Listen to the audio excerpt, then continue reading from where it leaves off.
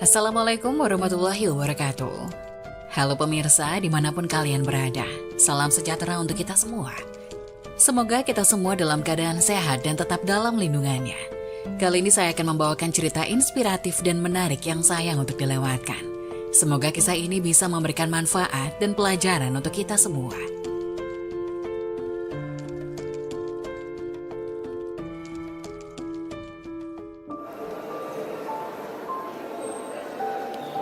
Astagfirullah, jangan ucapkan ini. Bukan pahala melainkan dosa, bacaan ini diharamkan ketika sholat.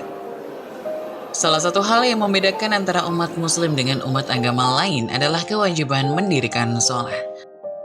Dalam agama lain tidak ada ibadah bernama sholat ataupun ibadah dengan gerakan dan bacaan yang sama.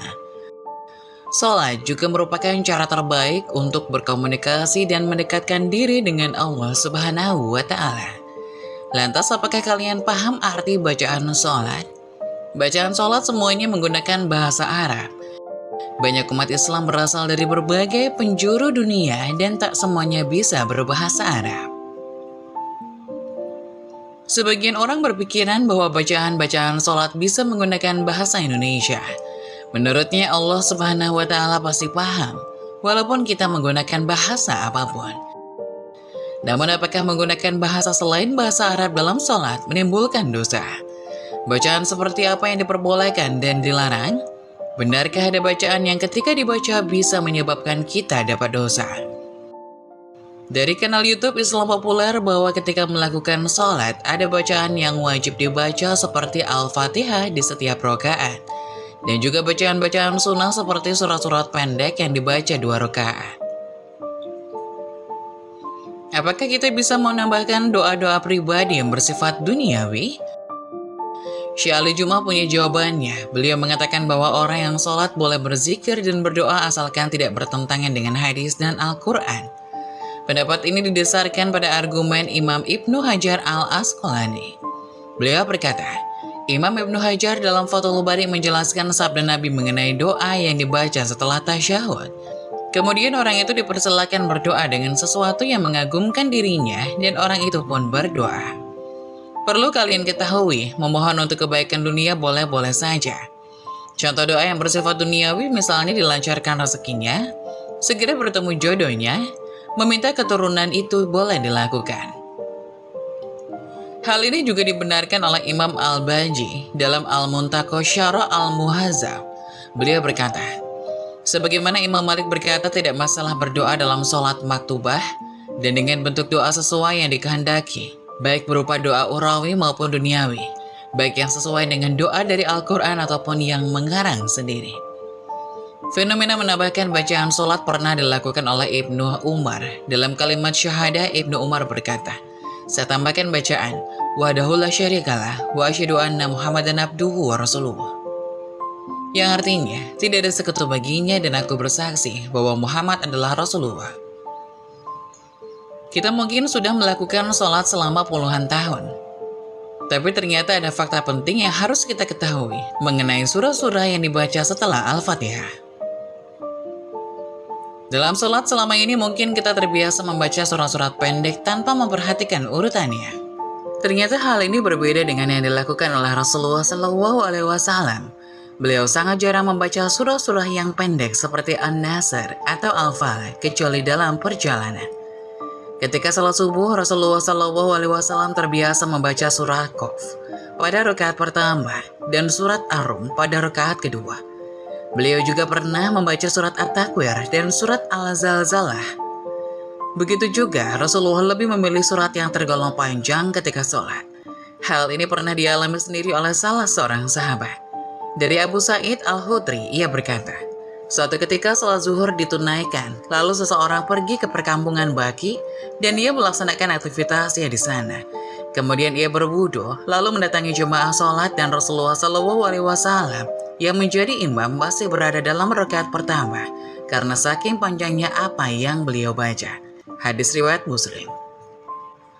Selain itu Rasulullah SAW memilih surat secara berurutan.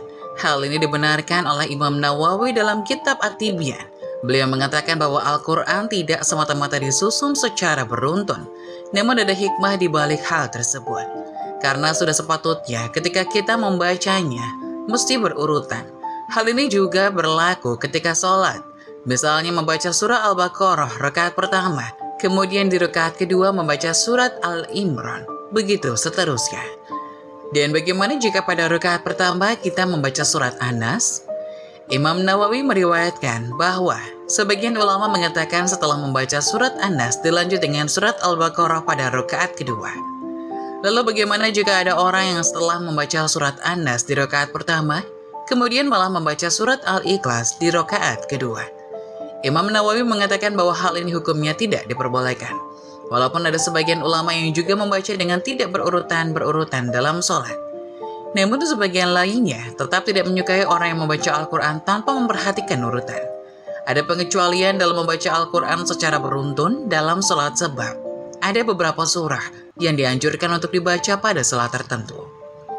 Misalnya sholat subuh pada hari Jumat disunahkan membaca surat As-Sajdah pada rakaat pertama dan surat Al-Insan di rakaat kedua. Beda lagi ketika kita sedang mengajarkan anak menghafal surah-surah pendek, boleh urutannya dimulai dari surah An-Nas dan berlanjut sampai surah Ad-Duha.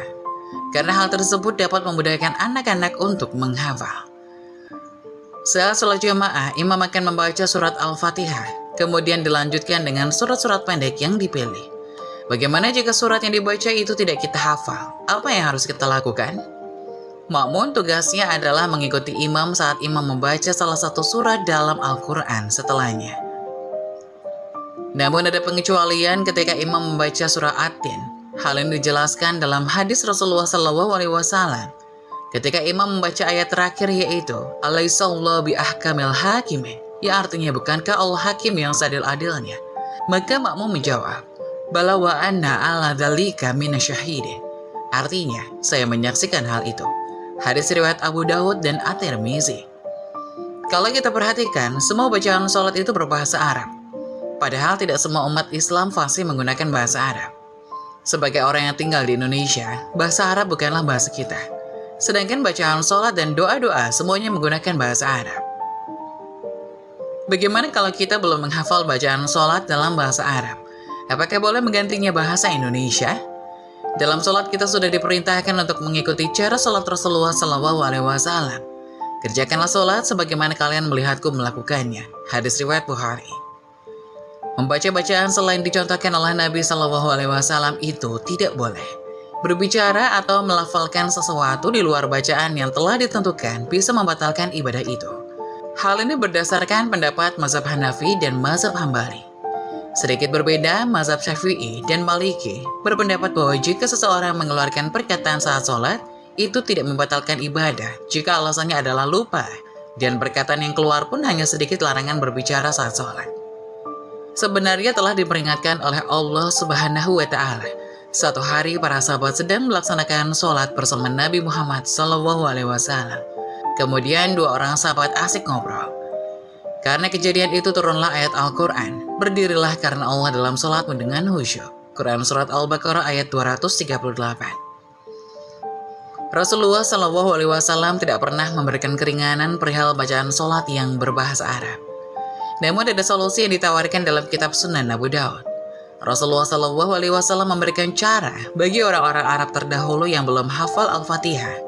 Beliau bersabda, dan jika tidak bisa berbahasa Arab, hendaklah bertahmid, bertakbir, dan bertahlil. Ada ibadah yang tidak bisa ditawar-tawar, misalnya cara haji dan makanan yang diharamkan. Begitu juga dengan cara sholat. Hal ini untuk menjaga kemudian sholat. Dalam melakukan ritual sholat semuanya harus dilakukan dengan bahasa Arab. Tidak ada tawar-menawar dalam hal bacaan sholat, baik gerakan maupun bacaan. Semua harus kita kerjakan sesuai dengan petunjuk yang diberikan Rasulullah SAW.